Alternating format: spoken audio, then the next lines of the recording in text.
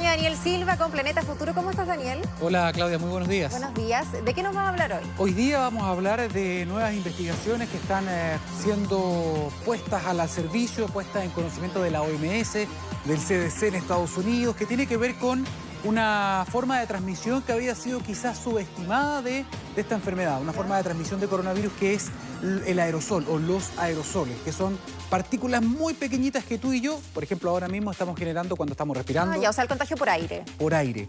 Lo que pasa es que hasta el momento, según toda la evidencia, lo que decía la OMS y el consenso científico internacional era que la principal vía de contagio son las gotas que generamos cuando hablamos, que son gotículas o fomites que al generarlas van y quedan suspendidas y se posan en diferentes superficies.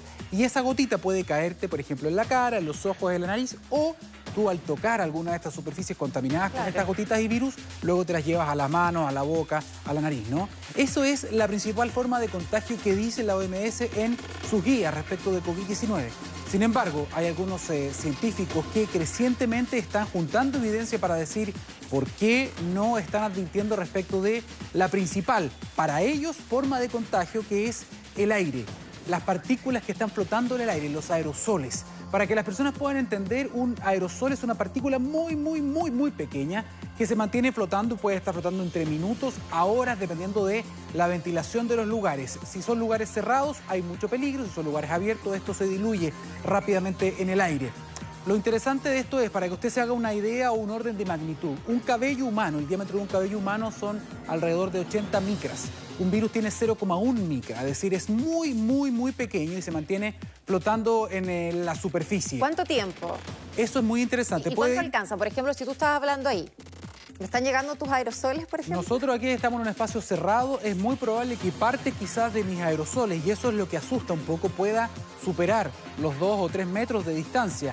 En lo que dicen muchos científicos hoy día y que han estado alzando la voz últimamente es que esta es la principal vía de transmisión del virus. Ellos dicen que esto explicaría entre el 70 y el 80% de los casos de coronavirus. O sea, los ascensores ni hablar, no habría que usarlos básicamente. Sí y no, porque en el fondo si el ascensor estuviese siempre cerrado sería un problema, pero afortunadamente el ascensor tiene el sistema de apertura y cierre de puertas de manera automática, por lo tanto la ventilación es algo clave. Vamos a estar hablando un poquito para poder explicarle un poco de contexto respecto de esto. La OMS se ha abierto a cambiar parte de la consideración y ya lo considera como una posible forma de transmisión, pero sigue poniendo que las gotitas son la primera. Miren, generación de aerosoles. Nosotros al respirar ya estamos generando estas pequeñas partículas. Lo que dicen los científicos para que las personas puedan entender, imagínense cuando alguien fuma. Ese humo, el humo es justamente aerosol, completamente. Lo que ellos dicen es que cuando tú respiras o hablas generas un humo, pero es claro, invisible a nuestros ojos. Se genera al respirar. Cuando hablamos generamos 10 veces más. Ahora, cuando gritamos, 50 veces más, que es lo mismo que cuando cantamos, por ejemplo. Por eso que es muy peligroso, por ejemplo, abrir nuevamente, no sé, los karaokes, los bares. ¿Por qué? Porque son lugares donde estamos en sectores cerrados, donde no hay mucha ventilación, donde hay música. Mucho ruido, entonces la gente grita para hablar. Exactamente, tú estás, por ejemplo, en una barra y estás tomando algo, por lo tanto no tienes la mascarilla, que es, sin duda, la principal barrera que tenemos hoy día frente a esta advertencia. Ese es el tema, se hace cada vez más importante cuando vemos tu gráfica, Daniel, el uso de la mascarilla. Incluso hay memes, por ejemplo, porque vemos todos los días que hay personas que la usan incluso debajo de la nariz, ¿cierto? Dicen que la persona que no usa mascarilla no cree en la ciencia, la que la usa debajo de la nariz no entiende la ciencia y la que la usa acá en la pera, básicamente, cree en la magia. Eso es lo que dice. Había visto ese meme y es muy bueno, porque justamente grafica lo que está pasando en la calle. Nosotros ayer le preguntamos a hartas personas que estaban poniéndose mal la mascarilla por qué lo hacían. Y aquí lamentablemente entramos en un terreno donde las fake news están campeando libremente, ¿no? Y decían, no, lo que pasa es que cuando yo uso la mascarilla me ahogo. Reduce el oxígeno y eso es peligroso. Falso, completamente falso. No reduce el oxígeno. Las personas dicen como estoy respirando el monóxido de carbono y se les hace mal. Falso, escapa el dióxido de carbono a la mascarilla. Los únicos que podrían decir algo así son las personas que hacen ejercicios o deportistas de alto rendimiento, por ejemplo, que tienen una mascarilla. Ellos podrían llegar a tener algún tipo de problema. Pero para ti, para mí, si salimos a caminar, si salimos a correr, etcétera, no hay ningún problema con el tema de la mascarilla. Dicho eso, lo que estamos protegiendo es justamente poder respirar el virus. Si eso es lo más grave. Se han hecho algunos rankings a raíz de justamente estos nuevos hallazgos, de esta nueva evidencia, de cuáles son los lugares quizás más riesgosos al momento de poder salir. La idea es que si uno quiere cuidarse absolutamente es evitar salir. pero sabemos que por economía, por realidad familiar, hay personas que tienen que salir y pronto o poco a poco la economía se está abriendo, las personas tienen que volver a trabajar en algunos casos. Por lo tanto, es muy importante porque los científicos han hecho rankings de peligrosidad, de riesgo. Señor director, vamos con esa gráfica porque tiene que ver con las cosas que hacemos en el día a día, las probabilidades de contagio a través del aire. Y esto es muy importante. El número 1, por lejos, lo más peligroso, según esta nueva evidencia, son los restaurantes. Y ahora que abrieron en casi toda la región metropolitana. Exactamente, los bares y los cafés. Lo que ellos dicen es que para reducir este riesgo, porque también se entiende que hay personas detrás de esto, claro, que hay actividad económica detrás de esto. Entonces, lo que ellos dicen es que la mejor recomendación, si es que uno va a salir como un comensal, ¿no? Como un usuario, o si uno es dueño de uno de estos lugares, es poder garantizar que ojalá la mayor parte de la actividad se haga al aire libre, que es lo que están haciendo hoy día muchos restaurantes, muchos bares que están poniendo mesas o en las terrazas o en parte de la calle. Eso reduce y bastante el tema de la exposición a los aerosoles. La iglesia o reuniones religiosas, también estos son lugares cerrados donde las personas hacen oraciones, cantan, gritan y también se genera peligro.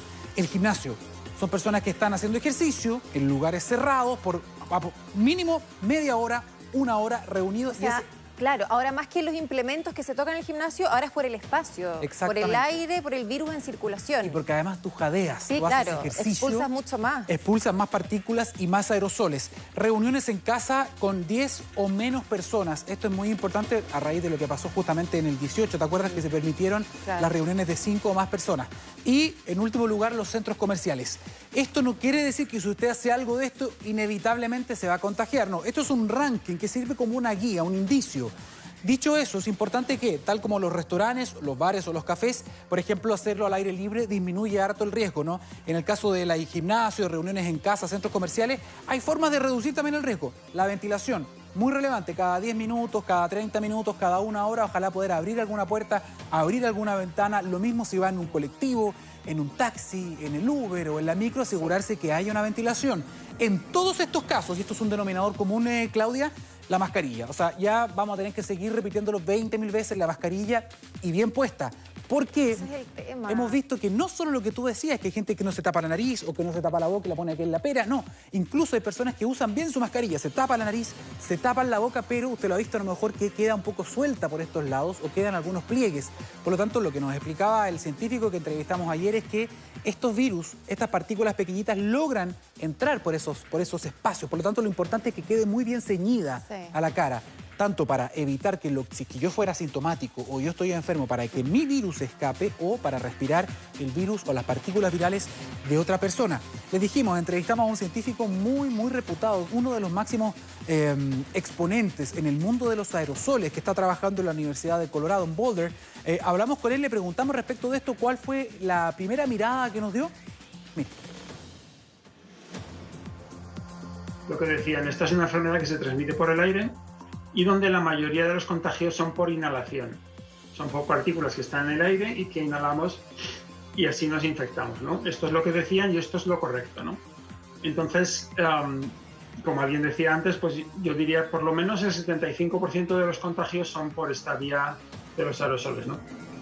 José Luis Jiménez es el nombre de este científico. Pudimos conversar ayer con él junto a un grupo de periodistas de diferentes partes del mundo porque él ha sido quien ha liderado justamente esta cruzada para poner en su justa medida esta posibilidad de contagio a través del aire. La CDC en Estados Unidos, el Centro de Prevención y Detección de Enfermedades Infecciosas, había la semana pasada alertado y había cambiado su guía respecto de COVID-19 diciendo que justamente la principal forma de contagio era a través del aire. Y luego lo cambiaron inexplicablemente, durante 2 días después cambiaron ese borrador, dijeron que había sido un error, que había sido un borrador que se había filtrado. Hay mucha discusión todavía entre la OMS, la CDC, porque esto tiene grandes implicancias sobre todo lo que está pasando en Estados Unidos, que están en plena carrera presidencial, se vienen los famosos rallies, donde hay muchas personas que se van a juntar, porque también tienen miedo de que haya presiones políticas y económicas para evitar que esta información llegue y que en el fondo se tenga que actuar de otra manera frente a las cuarentenas. Dicho eso, hemos preparado, señor director, otra gráfica porque hay recomendaciones para reducir el riesgo de contagio por aerosoles. Por ejemplo, no vaya a espacios públicos o interiores, esto es lo más seguro. Sin embargo, a menos que sea absolutamente necesario, ¿no? Claro. Si va a salir, que las salidas o las exposiciones en estos lugares sean lo más breve posible. El riesgo va aumentando en la medida en que nos vamos quedando más tiempo en estos lugares cerrados.